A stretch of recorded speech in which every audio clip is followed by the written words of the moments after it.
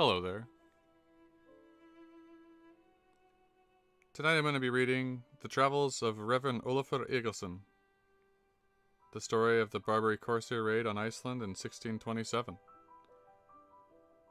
Translated from the original Icelandic text and edited by Karl Smári Hreinsson and Adam Nichols.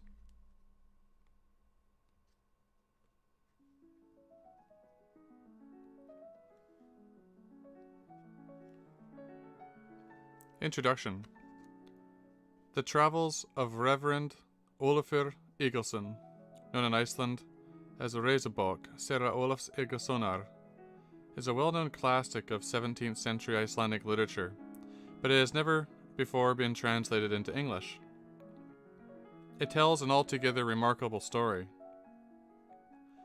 In the summer of 1627, Barbary corsairs from Algiers and Salé, on the Atlantic coast of what is now Morocco, descended upon Iceland. This dramatic event is known in Iceland as the Tyrkjarnith, the Turkish raid. Accounts differ, but it is generally believed that one ship came from Salé and attacked the southwest corner of Iceland, while 3 ships came from Algiers and attacked the southeast coast and the Westman Islands off the south coast. As many as 40 or more people were killed in the raid, and close to 400 in total were taken away to North Africa to be sold into slavery. Reverend Ólafur and his family were among those captured on the Westman Islands. The islanders ended up in Algiers. Reverend Ólafur did not stay there very long, though, for his captors chose to send him off to arrange ransoms for his family and the other Icelanders. They provided him with a letter of safe conduct to prevent other corsairs from interfering with his task in case a ship he was on should be attacked, and sent him on his way. He then traveled alone, without money or support, across the Mediterranean, through Italy and France, to Holland, and finally to Denmark. Iceland was a Danish possession in those days. To petition the Danish king for ransom funds. Denmark was faring badly in the 30 Years' War at the time, however, and the royal coffers were empty. Reverend Ólafur had to return to Iceland alone, making landfall on the Westman Islands on July 6, 1628, slightly under a year after his original capture.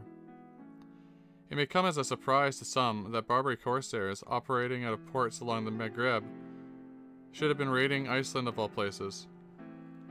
Who exactly were these corsairs, and what prompted them to launch a raid on a place so very far away? Perhaps the best way to answer this question is to begin by saying what they were not. They were not, quote, pirates, unquote, at least not in the sort of buccaneering freebooters, like Captain Kidd or Blackbeard. That the word pirate typically brings to mind. Barbary corsairs certainly behaved like pirates, in that they boarded ships and took by force everything they could, often including the ships themselves. But they were not alone. They were not lone wolves out purely for illicit personal profit. And though there was an element of jihad in the corsair enterprise, the situation was not a simple antithetical clash of civilizations, Maghrebi Muslims versus European Christians, acted out on the high seas. Things were more complicated than that, on both counts. It is important to remember that the 17th century world was very different from our own. We casually refer to 16th, 17th century European countries using familiar names: Iceland, England, Denmark, France, Germany, Holland, Italy, Portugal, Spain. And the very familiarity of those names makes it too easy to forget that these were not what we would today recognize as nation-states. Among other things, they typically did not have standing armies and navies of the size and permanence we now take for granted. As a result, during the sustained conflicts that marked much of the 16th century, governments resorted to merchant corporations, mercenary armies, and privateers to achieve their goals. Privateers were private individuals and ships that had received a commission of war, customarily referred to as a letter of marque and reprisal, from a government or monarch to attack and seize foreign vessels. The proceeds would then typically be split between the private backer of the privateering expedition and the government or monarch. Among other things, this stratagem enabled the ruling powers to muster an increased number of armed ships against an enemy without having to incur the extra expense of permanently enlarging their existing navies. During the varied conflicts in the 16th century, privateering was a standard practice. Scores of English sea dogs, French filibusters, flibustiers, and Dutch watergeuzen hunted down the sides of the Atlantic, enriching both themselves and their governments, a system that continued in varying forms into the 19th century. The Barbary corsairs were also, in their way, a species of privateer. After the conquest of Constantinople in 1453, the Ottoman Empire expanded on both shores of the Mediterranean basin, into the Balkans and across to North Africa. In Reverend Ólafur's day, cities like Algiers were under the rule of the Ottomans' Porte. As various European powers negotiated treaties with the Porte, the Maghrebi corsairs, as Ottoman subjects, were supposed to abide by these treaties and attack only those ships belonging to powers with which the Porte had not been entered into treaties. As well, some European powers arranged individual treaties with the corsair cities, paying an annual tribute to keep their ships safe, so Barbary corsairs did not simply attack all and sundry. They were as constrained as any privateer, at least in theory. How scrupulously they abided by these constraints is, of course, another question. Barbary corsairs had financial backers who expected to make a profit. Each expedition was carefully financed and the spoils meticulously accounted for and shared out. In this aspect of things, Barbary corsairs were indistinguishable from European privateers, but corsairs were also Muslim. At least a substantial portion of them were. And their beliefs undeniably played a role in those undertakings. The Spanish Reconquista, culminating in the expulsion of resident Muslims from Granada in 1492, ushered in a period of Spanish expansion along the Maghreb, and by the beginning of the second decade of the 16th century, towns from Oran to Algiers to Tripoli were either captured and occupied or had signed treaties of capitulation. In the larger world, this was all part of a struggle between the Spanish Habsburg and the Ottoman empires for hegemony in the Mediterranean basin. For the Maghrebi, however, it was more personal. Hordes of displaced, vengeful Spanish Muslims flooded Maghrebi towns, and the Dar al-Islam was felt to be under attack by Christian, Spanish invaders.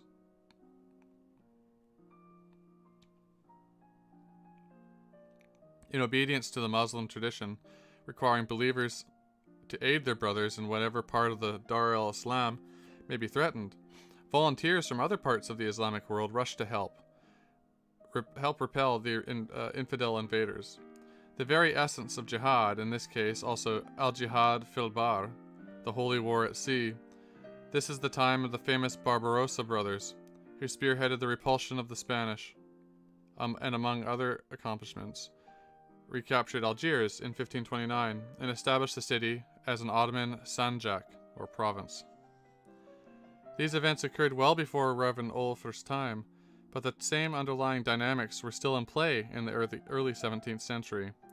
The Ottoman Empire continued to struggle to dominate the Mediterranean and its environs, and between 1609 and 1614, thousands of Spanish Moriscos, descendants of the Muslim population who had been made to convert to Christianity, were forcibly ejected from Spain, many settling in the Maghreb, fueling anti-European and anti-Christian sentiment. There were, however, other forces at work as well. The Maghreb was not a hermetically sealed area. There was constant traffic between Christians and Muslims, both peaceable and not. Using oared galleys rowed by slaves, Barbary corsairs had been attacking ships and raiding coastal settlements around the Mediterranean since the days of the Crusades. But by the 17th century, they were also relying on European-style round-bottom sailing ships. It was such vessels, and the Europeans who knew how to navigate and sail them, that made possible long-distance expeditions like the one to Iceland. European privateers had prospered for decades during the 16th century. Even when times were good, there had been a certain number of defection ships that, for whatever reasons, switched allegiances and began operating out of the Maghrebi ports.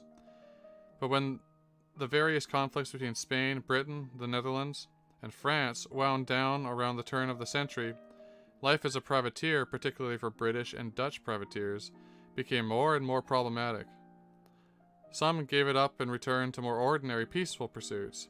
Many of those who did not find safe haven in Maghrebi ports, it may have been estimated that from the latter part of the 16th century well into the middle of the 17th and beyond, over half the corsair ruasa, plural of Arabic rais, meaning captain, were Europeans, both ex-privateers wishing to continue in their lucrative profession, and captives who had turned Turk, become Muslim, and worked their way up in the positions of power. The home ports of these European ruasa might have been in North Africa, but while in northern waters, these ships could be put to European ports to refit and replenish their provisions, as long as they were careful to approach only those countries with which the Ottoman Porte or their home city had a treaty relations. There are even stories that during the mid-17th century, such corsair ruasa took control of Lundi, a small island in the Bristol Channel, and used it as the southern base of operations. In short, the situation was not simple. Barbary corsairs were not just lone wolf pirates, nor just fanatical Northern African Muslim jihadis, nor were they restricted to the Mediterranean. All this needs to be kept in mind in order for the details of the Tyrk-Yörnith to make sense. In the letter in which Klaus Egilsson chronicles the events of the Tyrk-Yörnith, see letters section, he has this to say about the origins. Some of those who escaped captivity maintain the two lords of the Turkish Empire made a bet with each other, one wagering against the other that it would not be possible to get even the smallest stone out of Iceland, much less a man. Because of this wager, the expedition was prepared and equipped, and 12 ships were sent to Iceland to capture as many people as possible and bring them back unharmed. For it is said that even one infant could fetch as much as 300 dalers in Algeria. Dalers was the measurement of currency at the time. That word eventually became dollar. Chapter 1 of the Turkish Raid Saga adds the following. With these pirate captains in their discussions was a Danish captive who had been a slave for some time, although he was of the Christian faith. This man saw a chance for himself to be set free from captivity and slavery by showing the pirates how to get there, to Iceland. Whether there ever was any actual bet made between Turkish lords, or we will probably never know, unless some previously undiscovered document shows up. The notion of a Danish slave offering to pilot the corsair ships in return for his freedom is perfectly plausible, however. Emmanuel de Randa, a Flemish soldier/gentleman enslaved in Algiers from 1640 to 1642, gives an alternate version. At my departure from Algiers, in the year 1642, a young man in Turkish habit came to me, having heard that I was a Dunkirk slave, and intended to pass through Madrid. He gave me a petition handsomely written in Latin, desiring me to present it to the ambassador of Denmark, then resident with the King of Spain. It happened some years since, said he, that an Icelandic renegado, having been a long time abroad with the pirates of the city without taking any prize, proposed to his captain, vexed that nothing fell in his way, to make towards Iceland, and landing there to take Icelanders, who suspected not that there were such barbarous people in the world. The proposal was likely by the captain, and the management of the enterprise was committed to that perfidious Icelander. The Turks sent 50 soldiers ashore, who brought away about 800 men, women, and children, and afterwards sold them in the city for slaves. Whatever the genesis of the raid may have been, The general consensus is that the Turkjernith was organized by a Dutch renegado named Jan Janzoon, also known as Murat Reis the Younger. Chapter 2 of the Turkish raid saga has this to say: these corsair ships came in 2 groups to Iceland and were from 2 cities in Barbary. I now want to talk first about one ship from the city which is called Kyle, which had on board 3 officers, Admiral Amarath Reis and the captains Aref Reis and Beram Reis. The Admiral Amarath Reis is generally believed to be the Murat Reis credited with organizing the raid on Iceland. The common account of Murat Reis goes as follows. Murat Reis was born Jan Janzoon, also sometimes spelled Jan Jansen or Jan Jans, in Haarlem about 1570. By around 1600, he was a participant in the 80 Years' War, 1568 to 1648, also known as the Dutch War of Independence, sailing as a privateer with an official letter of marque attacking Spanish vessels. Around 1618, he was taken captive by the Barbary corsairs in the Canary Islands, and he turned Turk and became a corsair Rais preying on European vessels. He also became the Grand Admiral of the independent pirate Republic of Salé on the Atlantic coast of what is now Morocco. Since, presumably, he knew northern waters, he had led a series of raids, including one on Baltimore, Ireland, in 1631, as well as the Icelandic raid in 1627. One rather unlikely version of the story has it that after a failed expedition in the winter of 1627, during which the vessel was nearly captured by a Spanish ship and he had to put into a Dutch port for repairs, Murat Reis devised the Iceland raid as a means of recouping his losses. Whether the details of Murat Reis' story are historically accurate is not especially important for the purposes here. The story outlined above typifies the times perfectly. There were many such men straddling the Christian and Muslim worlds, and one or another of them, or possibly several working together, must have organized the raid on Iceland. The crew, too, would have been a mixed combination of Christian renegados, Ottoman Janissaries, who function as marines on corsair ships, other Muslims, and Christian slaves serving as sailors. It is not easy to sort out the exact details of the raid. Icelandic accounts say there were 2 separate corsair groups.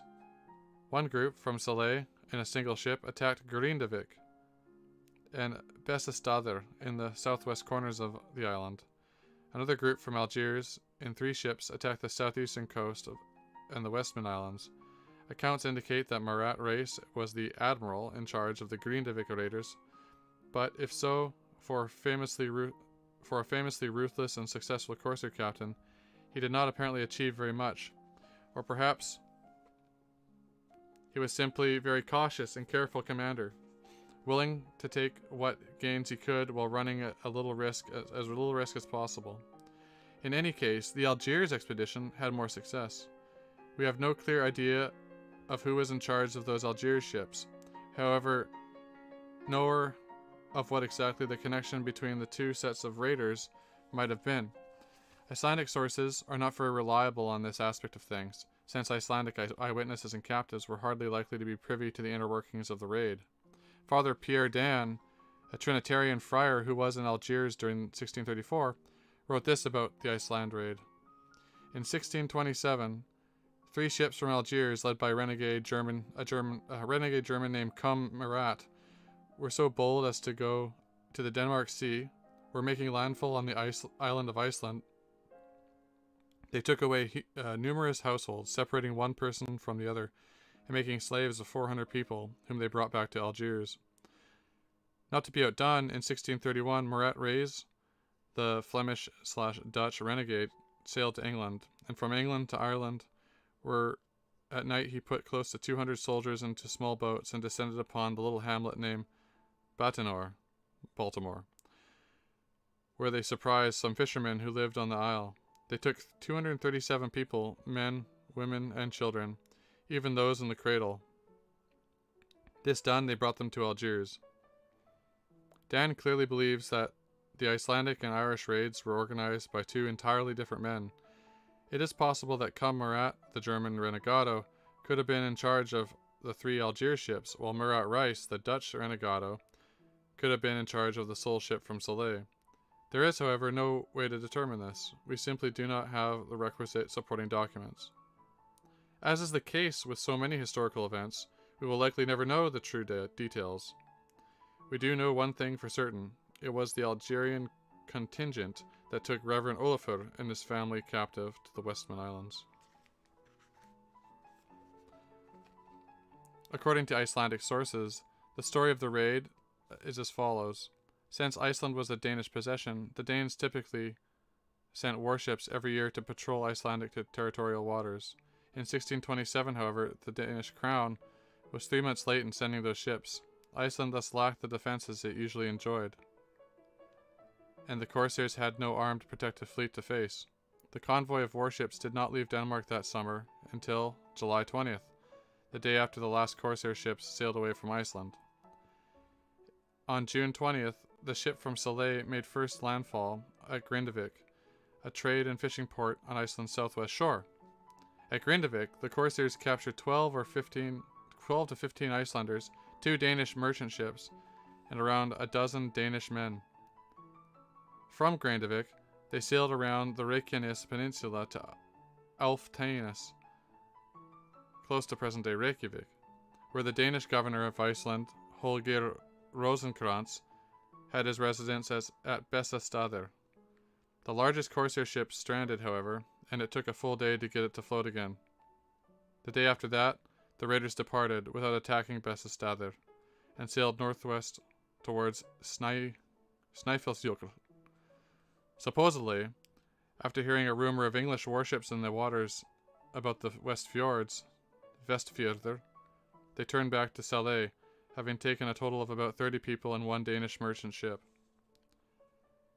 On July 5th, the Algiers ships made landfall in the Lone, near what is now Höfn, on Iceland's southeast coast.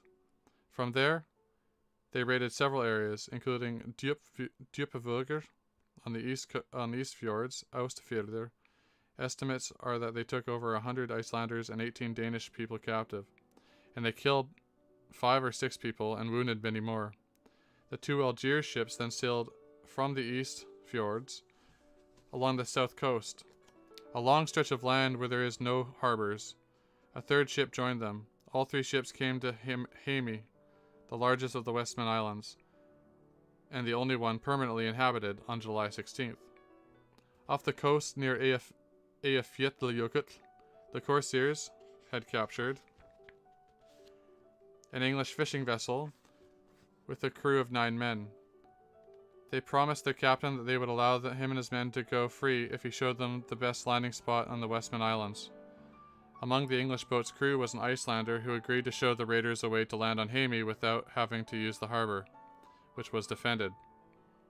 Using this alternate landing spot at Brimur, some 300 raiders came ashore on the southeast corner of the island.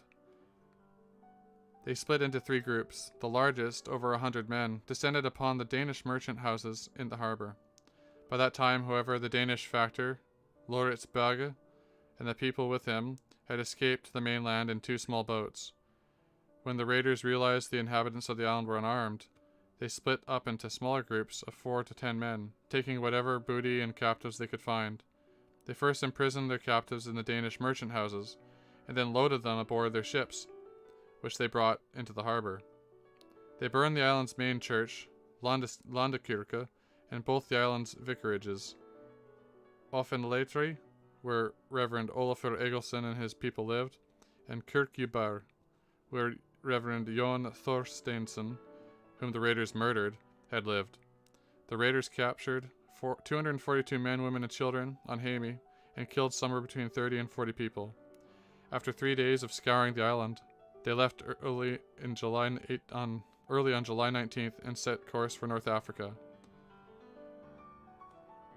Altogether, they took away from Iceland about 380 people.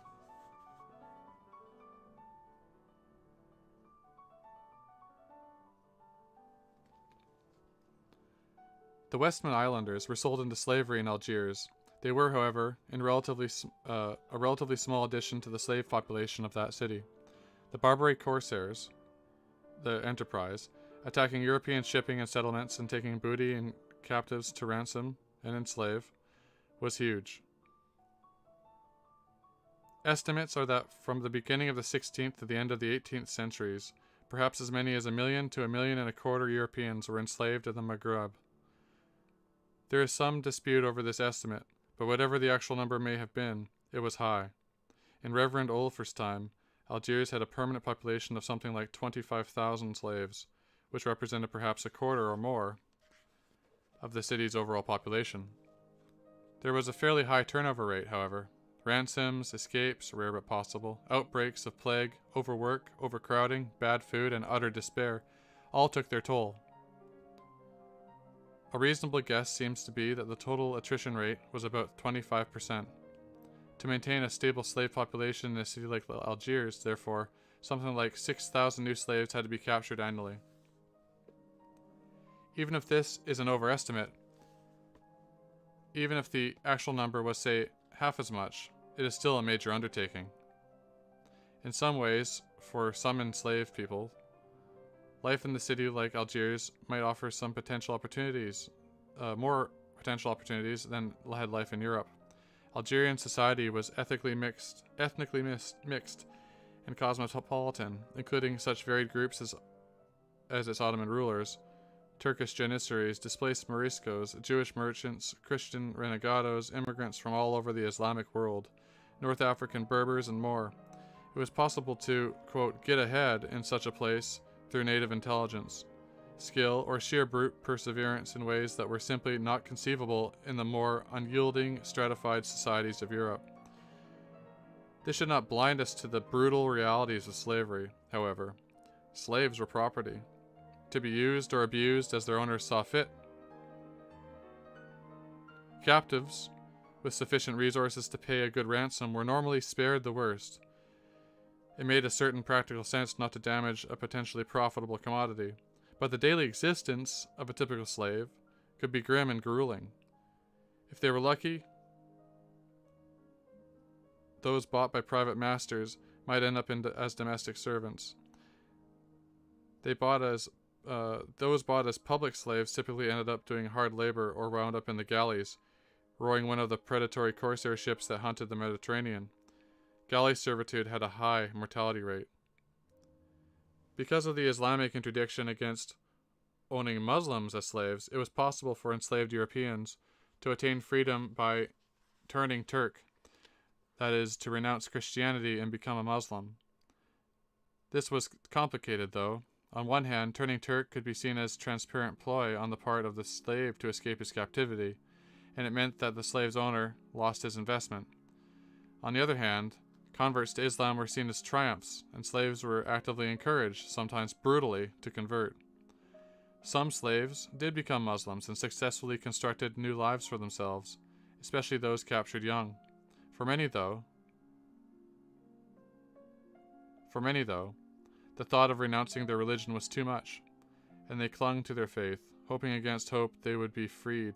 For unlike many slaves in the Americas, a slave in the Maghreb could be set free at any time, as long as an acceptable ransom was paid. Slaves spent their days or years yearning fervently to be ransomed. Those who could wrote or got somebody else to write letters home imploring aid. Many were indeed ransomed, either by their families, their monarchs, or through the good graces of the Trinitarians, the Mercedarians, or other groups devoted to ransoming captives. Many more were never ransomed, however, and ended their lives miserably. Most of the Icelanders taken in the Tyrkjarnith vanished without a trace. Many must have succumbed to the deadly combination of sickness, overwork, and despair. A decade after the raid, when ransom arrangements were finally concluded, only 34 people were redeemed, 26 women and 8 men, and only 27 of that group ever made it back to Iceland. Though it is the drama of the Corsair raid and the brutal experience of Algiers that tends to stand out, The Travels is also filled with a wealth of social, political, economic, religious, and quotidian detail about Europe. Reverend Ólafur left Algiers on September 20th, 1627, bound for Copenhagen, where he hoped to raise ransom money for his family and presumably the other Icelandic captives.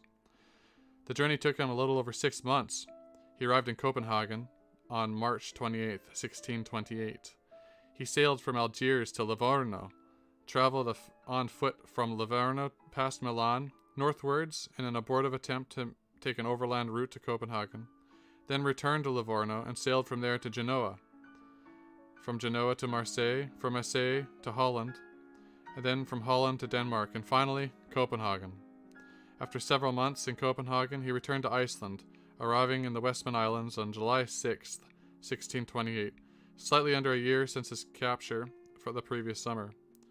On his return, the islanders greeted him, as he puts it, as if he had been their own best friend returned from death. On the European leg of his journey, Reverend Ólafur was traveling through a world entirely new to him, and his outsider's observations of the places he visited and the customs he witnessed, especially perhaps the Protestant Lutheran views on Catholic practices, are fascinating and revealing. There are 2 final points about Reverend Ólafur himself that the reader ought to be aware before turning to the travels. First, Reverend Ólafur was a man of his times. He attempted to cope with his personal tragedy the only way he knew how, through his Christian or Lutheran faith. At the end of most chapters, he links his narrative to quotations or references from biblical scripture, and he concludes the book with a theological discussion. For those interested in the history of religion, such scriptural referencing provides a fascinating and enlightening glimpse into the early 17th century Protestantism. For the modern secular reader, however, the insistent focus on things biblical may seem a bit heavy-handed in spots, but one has to remember that the Travels was written nearly 400 years ago, and that the role of religion in daily life has changed drastically during these centuries. In this respect, the Travels is a window into a past long forgotten by most of us. The second point is that Reverend Ólafur was in his 60s when he underwent his ordeal. It is worth keeping this in mind when one contemplates the physical and emotional strains he had to endure. The Travels is a fascinating work in many ways. It is one of the earliest travel books by a northern post-Reformation Protestant writer describing both Islamic and Christian civilization in the 17th century, and contains a wealth of detailed observations. It is also a moving story on the human level. We witness a devout man recounting a bitter personal tragedy, and like others before him and after him, struggling in his own way to reconcile such calamity with his understanding of God. To give a clearer sense of the extraordinary events connected with the Tyrkjarnith, we have included not only the full text of Reverend Ólafur's narrative, but also a series of letters, all but 2 written by Icelandic captives to their relatives back in Iceland. These letters describe, in sometimes vivid and haunting detail, both the events of the raid itself and the conditions in North Africa under which the enslaved Icelanders lived. The combination of Reverend Ólafur's narrative and the accompanying letters provides an in-depth first-hand view of 17th century Europe and the Maghreb, equaled by few other works of the period. Until our translation, however, none of this had been available except to readers of 17th century Icelandic or 18th century Danish. We are pleased to offer the Travels of Reverend Ólafur now to a wider audience that an English edition allows, for it is a work that deserves a place in world literature.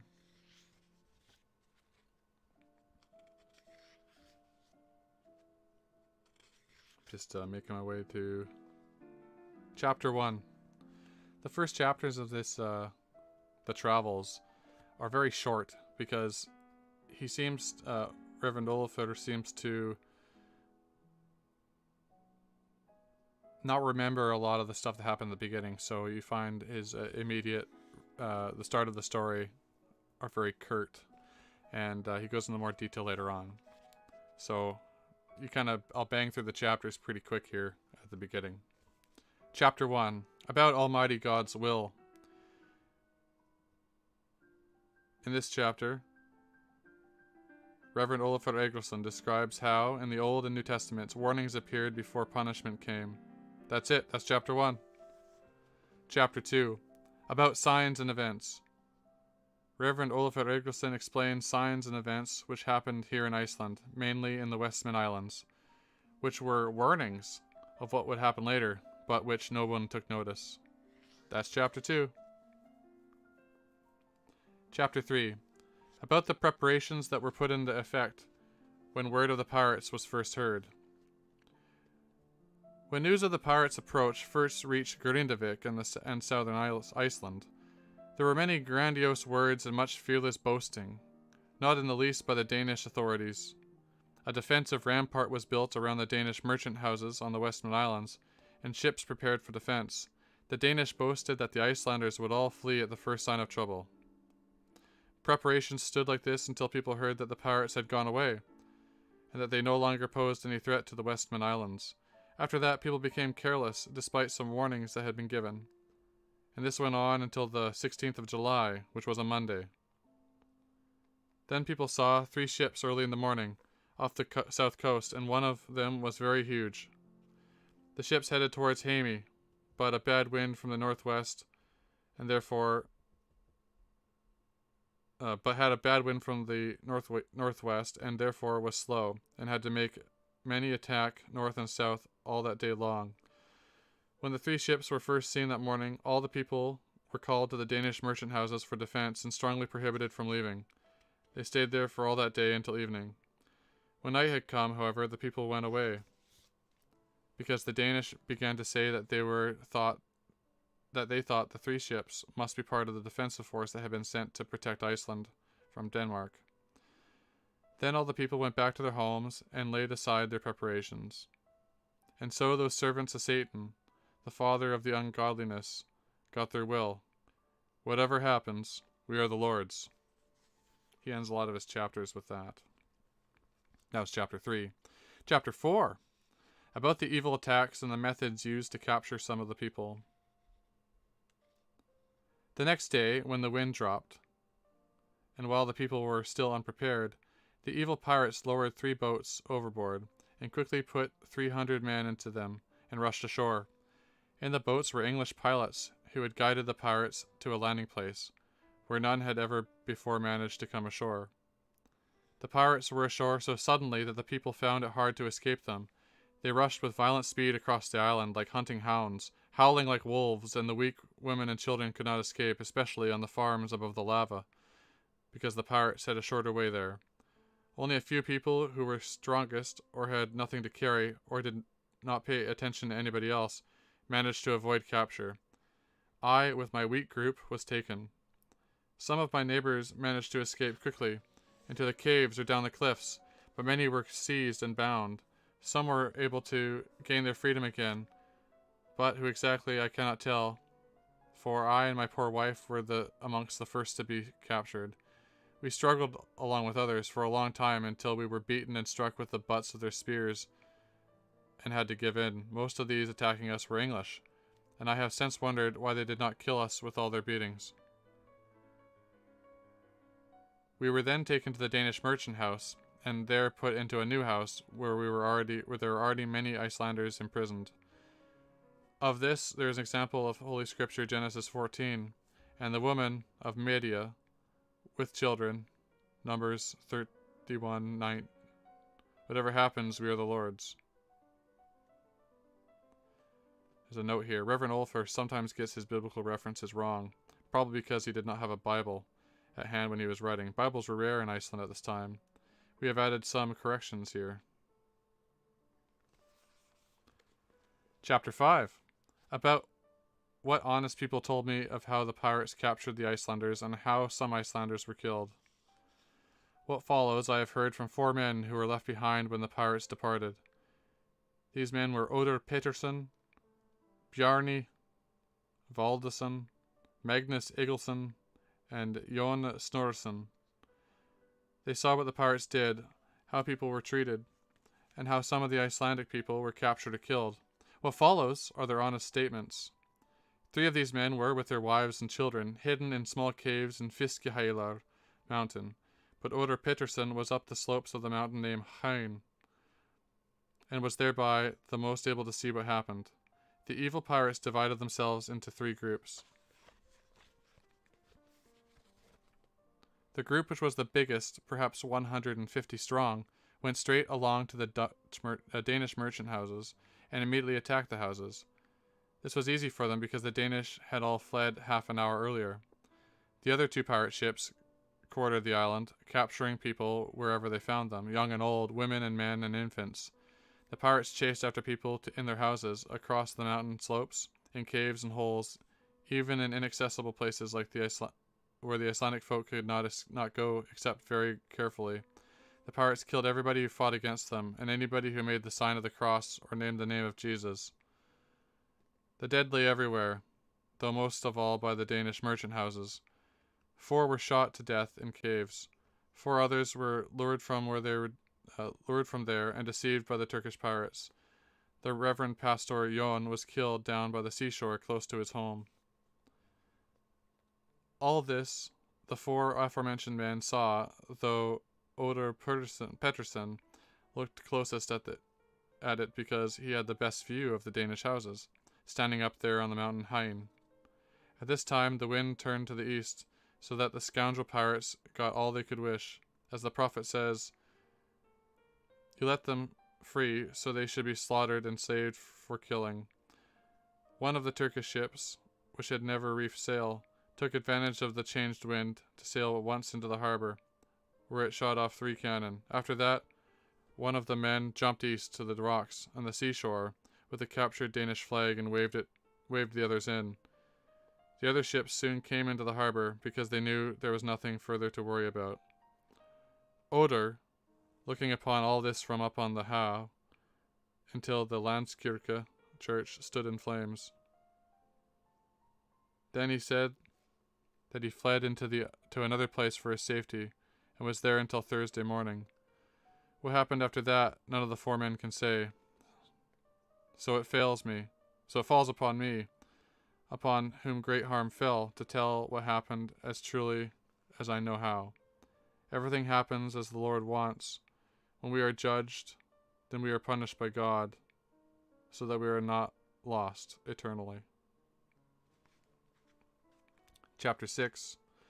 About how the people were treated as captives by the evil men and put into the Danish merchant house, and then taken forth and placed aboard a ship.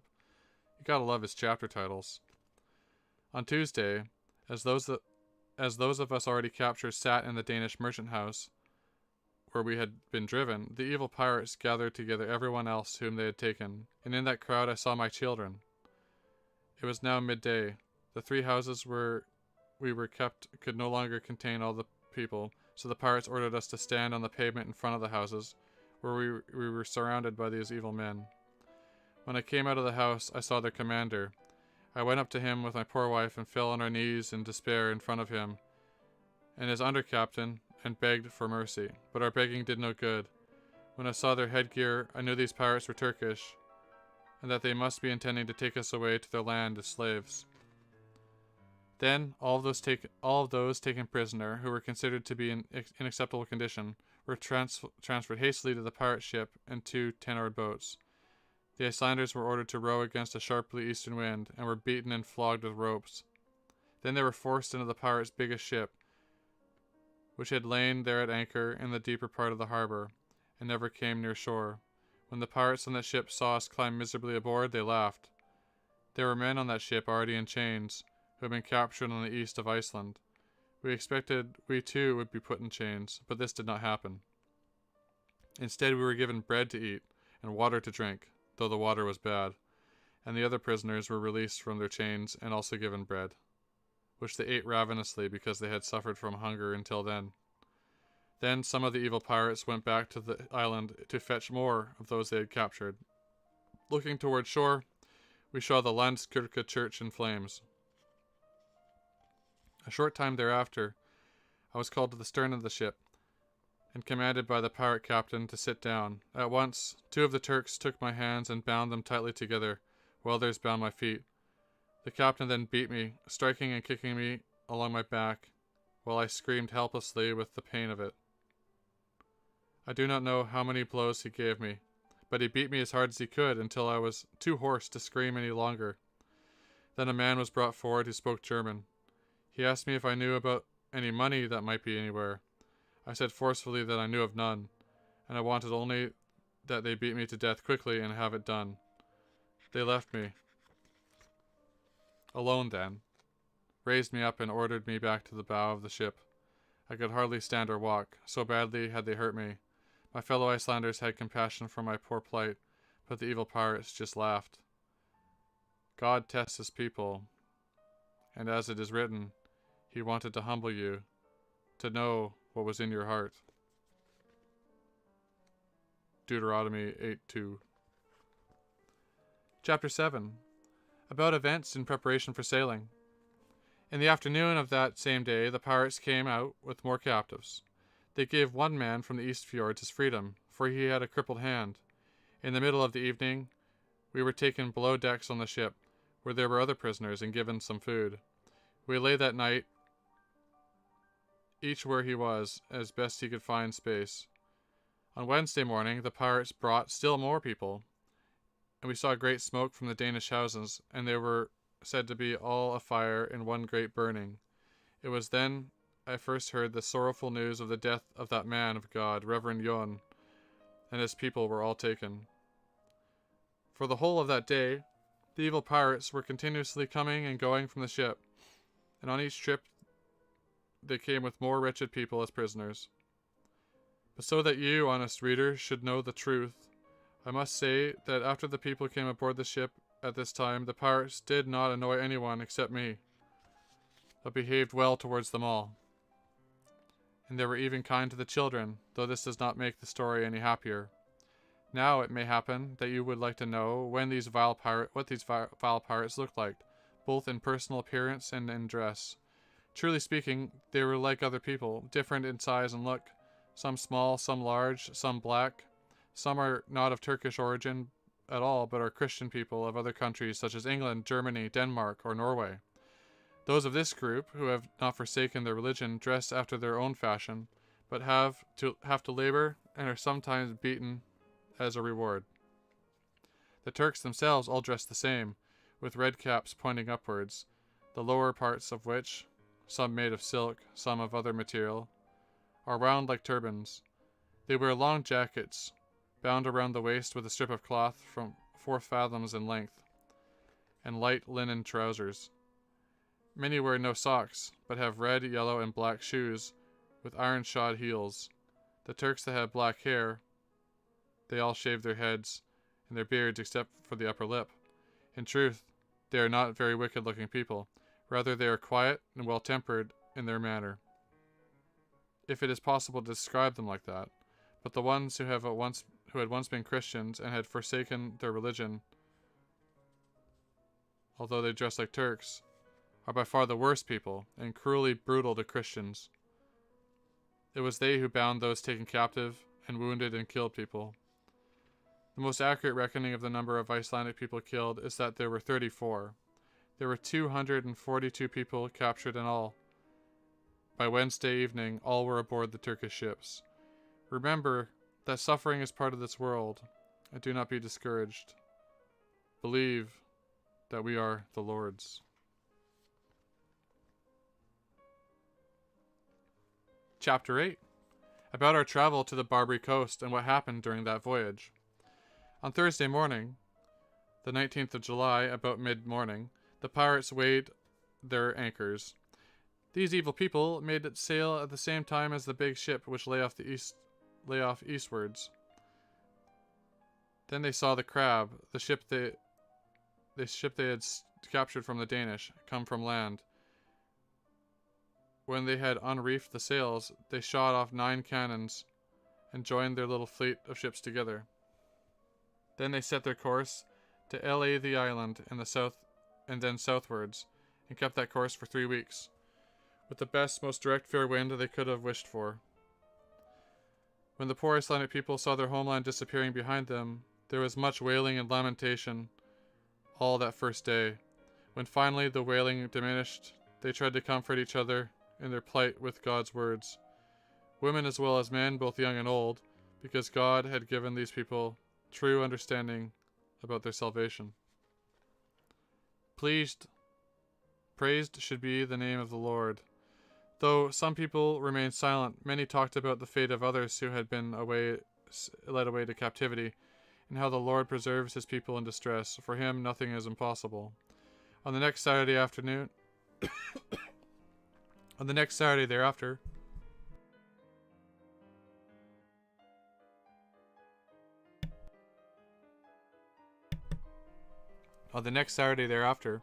the 21st of July, people were fetched from one of the other Turkish ships and brought aboard the big one where I and my people were, among them the two Margarets and Jon Janssen.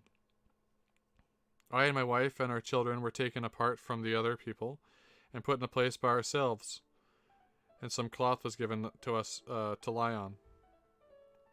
The pirates made a place for us to sleep every night, with an old sail and a big tent which they had stolen from the Westman Islands. As it was dark down in the hold where they imprisoned us, lamps burned day and night. They gave us all food at meal times. From the Westman Islands they had stolen a barrel of beer and some mead.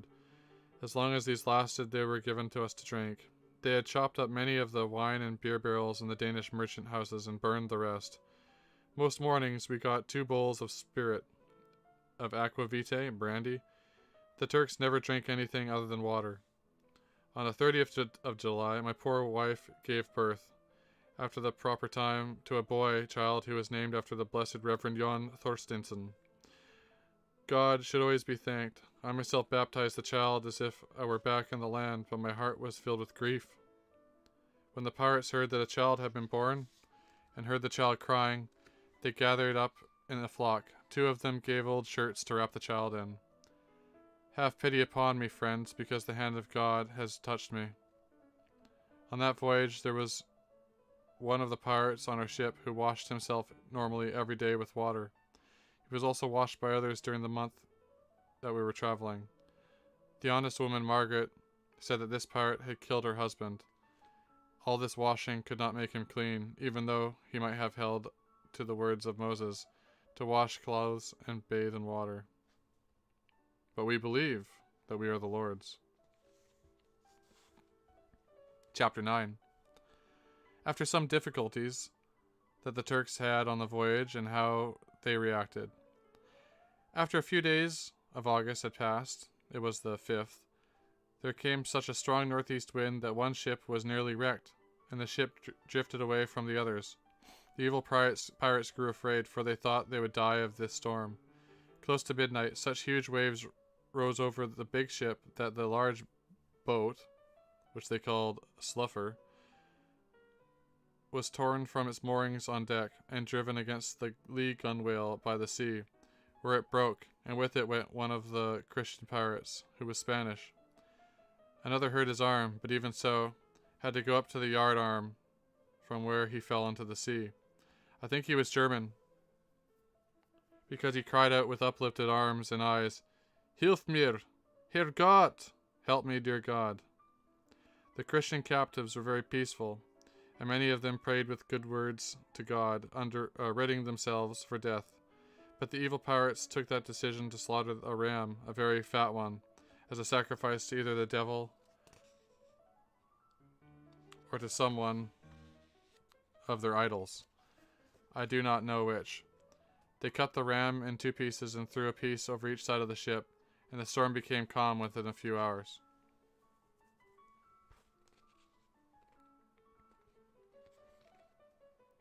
During our month of travel, 2 or 3 old women died who had been taken captive in East Iceland. Their bodies were wrapped in old cloth and they were quickly tossed overboard. On the 9th of August we came to the height of the Hispanian, the Spanish-Portuguese coast. There we encountered a fleet of 6 ships. The evil pirates became afraid of the fleet and began to arm themselves. So afraid they were that they took up their weapons. They shook like dogs coming out of cold water. But it became apparent that the ships were Turkish, and similar in evil deeds to those who had captured us, for they were part of the fleet, a fleet of 27 ships that had left that place of evil people known as Aser 14 days ago to rob and murder Christians. On the 11th day of August, the evil pirates who had captured us sailed through the narrow channel that men call Straout, the Strait of Gibraltar, which is 4 miles wide between Spain and the Barbary coast, near Salé on the coast of Morocco, the place to which the people from Grindavik were taken. During this part of the journey, the Turkish pirates were very afraid, because the Spanish catch them very often here. But they got such a strong, favorable wind that they fairly flew along. On the 16th or 17th of August, we came to Acer, the place where the captors lived. Straight after the anchor had hit bottom, we captured people, were put on land in a great hurry, and our sufferings, which God alone can redress, continued. God controls all things according to his own will. And he tells us, "Thou shalt remember all the ways which the Lord thy God led thee."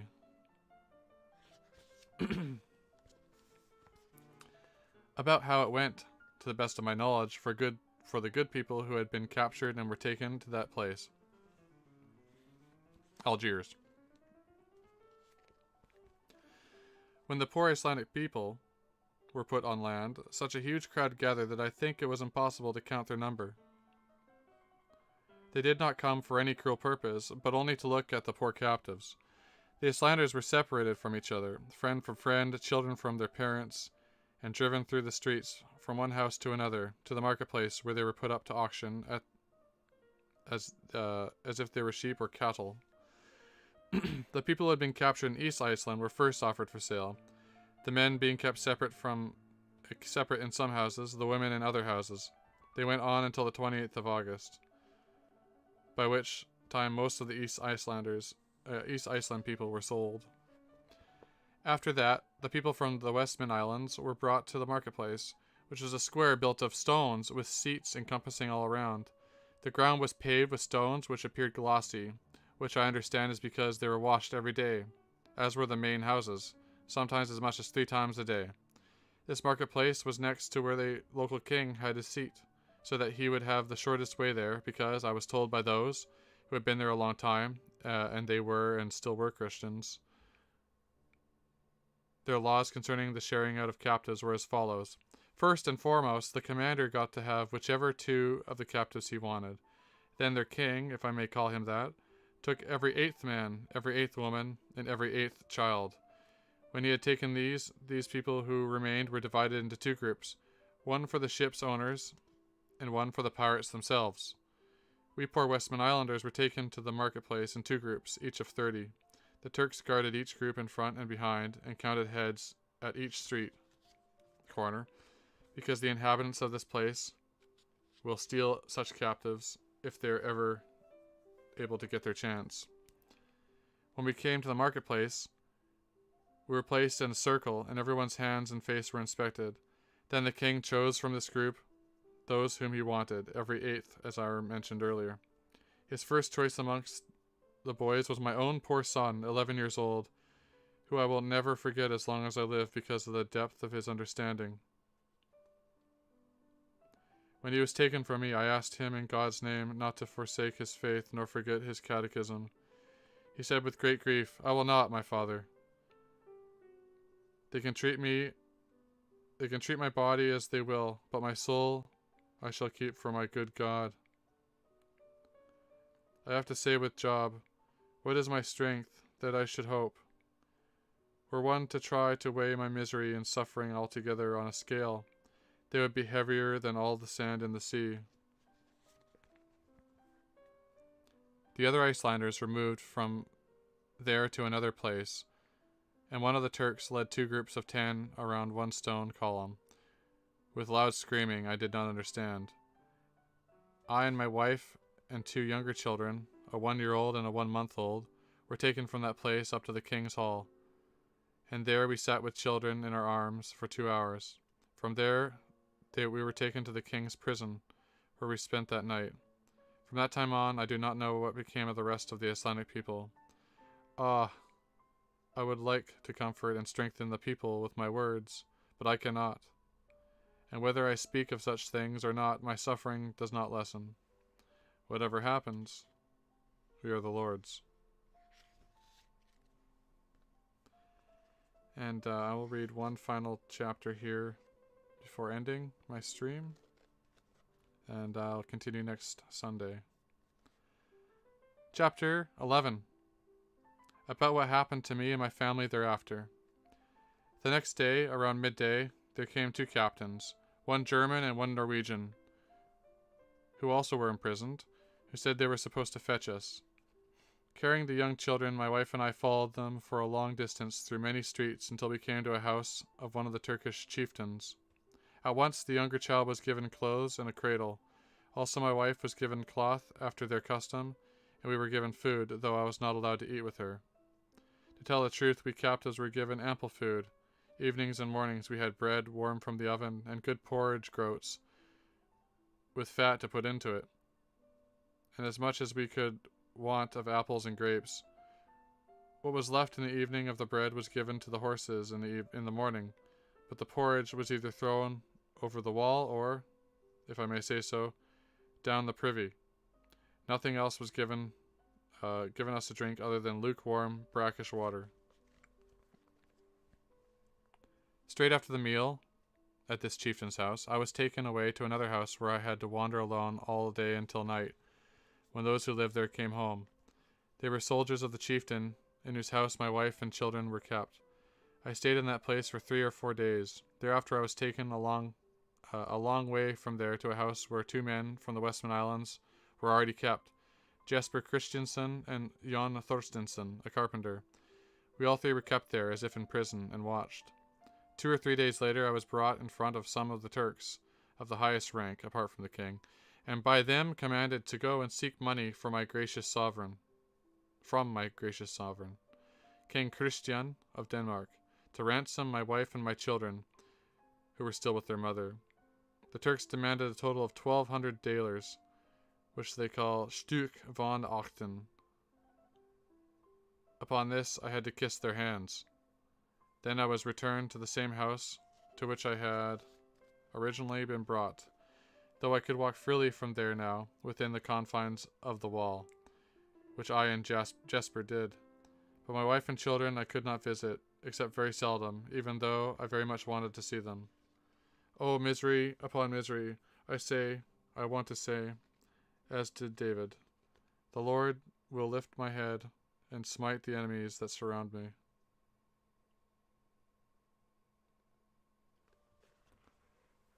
So I'll leave it there, and I'll continue, perhaps, the next stream, the following Sunday, at 9 p.m. Pacific Standard Time. Thanks for tuning in to Basket Weavers.